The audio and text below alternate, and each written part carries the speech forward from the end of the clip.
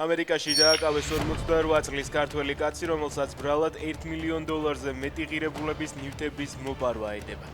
გრინვიჩის პოლიციის დეპარტამენტის ცნობრით დაკავებული გრიგოლ ჩაფიძეა, რომელიც არაერთი საცხოვრებელი სახლის ძარცვაში იყო ბრალდებული.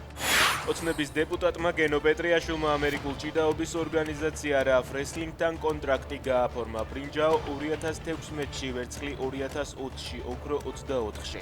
წერს თავისუფალი სტილის ჭიდაობის ამერიკული ორგანიზაცია Facebook-ის ოფიციალურ გვერდზე და პეტრიაშვილისა და ოცნების დეპუტატის ფოტოს აქვეყნებს.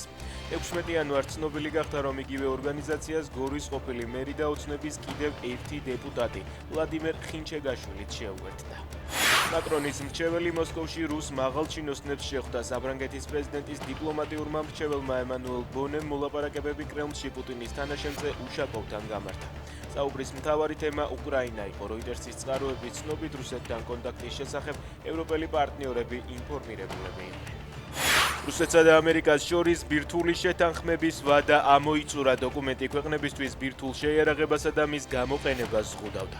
ეს ყველაფერი უკვე წარსულს ჩაბარდა, დაწერა მედვედევმა და პოსტს ფოტო დაურთო წარწერით. ზამთარი ახლოვდება. რუსეთის უშიშროების საბჭოს თავმჯდომარის მოადგილის ეს პოსტი მსოფლიო მედიამ აშკარა მუქარად აღიქვა.